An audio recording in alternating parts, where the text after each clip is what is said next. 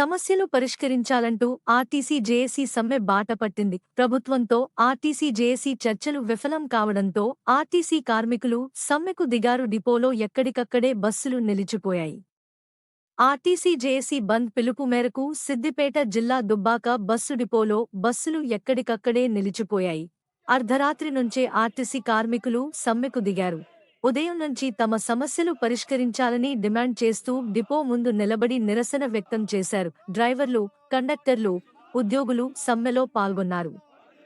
సమ్మె నేపథ్యంలో ఎలాంటి అవాంఛనీయ ఘటనలు జరగకుండా ఉండేందుకు బస్ డిపో, బస్ స్టేషన్ వద్ద పోలీసులు గట్టి బందోబస్తు ఏర్పాటు చేశారు.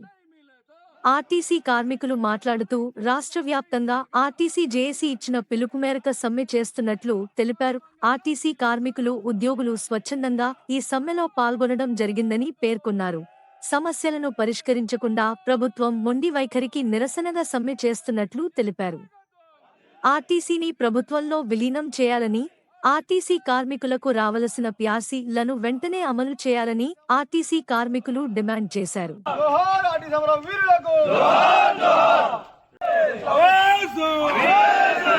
ఆర్టీసీ కార్మికుల ఐక్యత, ఆర్టీసీ కార్మికుల ఐక్యత,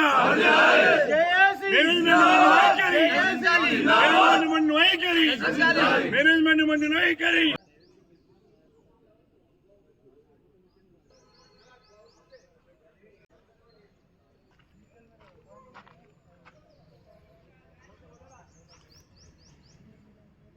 ఈరోజు జేఏసీ పిలుపు మేరకు సిద్దిపేట జిల్లా దుబ్బాక డిపోలో మేము కార్మికులు అందరం సమ్మెకు దిగడం జరిగింది. ఉదయం 5 గంటల నుంచి.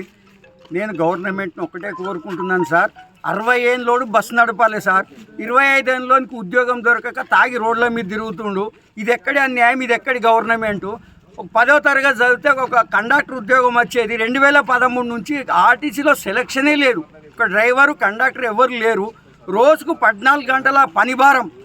ఒక రోజుకు మేము 8 గంటలు డ్యూటీ చేయాలి. 8 గంటలకు 14 గంటలు చేయించుకుని ఒక్కరోజు వేతనం ఇస్తుర్రు. మా మొత్తం డ్రైవర్లు బస్సులు నడిపి వెన్నుపూసలు అరిగిపోతున్నాయి. మేము అడిగేది మా గురించి కాదు, ఆర్టీసీ సంస్థను కాపాడుకోవాలనే ఆలోచనతో ఈరోజు సమ్మెలకు పోయినాము. మీరే మేనిఫెస్టోలో పెట్టిర్రు మమ్మల్ని కాపాడతామని. మరి అటువంటి దాన్ని మీరు మర్చిపోయారు సార్. మేము మీరు అనుకుంటారు ఆర్టీసీ కార్మికులు వీళ్ళతోటి ఏమీ కాదని. మేము సార్, మీరు 500 ఇచ్చి పెద్ద మీటింగ్లు పెట్టి మీరు పబ్లిక్ను మారుస్తారు సార్. మేము ట్రిప్పుకు 10 మందిని మారుస్తాం సార్. పోయిన గవర్నమెంట్కు బుద్ధి చెప్పినాము, ఈ గవర్నమెంట్ కూడా బుద్ధి చెప్తాము. దయచేసి మా హక్కులను కాపాడండి, మా కోరికలను నెరవేర్చాలని నేను దుబ్బాక డిపో నుంచి మీకు మనసారా కోరుకుంటున్నాను సార్. ఇక ఏం లేకుండా చేస్తుంది ఈ ప్రభుత్వం. దానికి మేము నిరసనగా మేము ఎన్నోసార్లు సమ్మెలో నోటీసులు ఇచ్చినాము. ఆ నోటీసు స్పందించకుండా ఈరోజు ఆ ప్రభుత్వమే మమ్మల్ని ఉసిగొల్పి ఈ సమ్మెలో భాగం చేసినారు.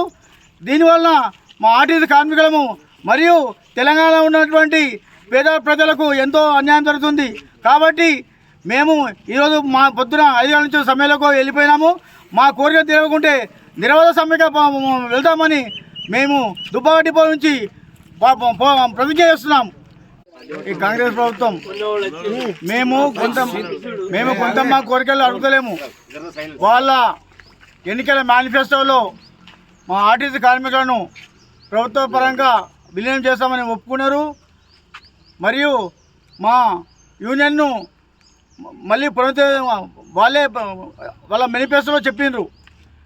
కానీ వాళ్ళ అధికారం వచ్చినాక మాకు ఒక యూనియన్ కాదు కదా, ఏ హామీ కూడా అమలు చేయకపోయినారు. మరియు ప్రైవేటు బస్సులను తెచ్చుకుంటూ మొత్తము ఆర్టీసీ నిర్వహణ చేసే కుట్ర పండుతుంది ఈ ప్రభుత్వము. 1932 పుట్టినట్టు ఆర్టీసీని హైదరాబాద్లో జడ్డీలే కూడా చేసుకుంటూ మొత్తము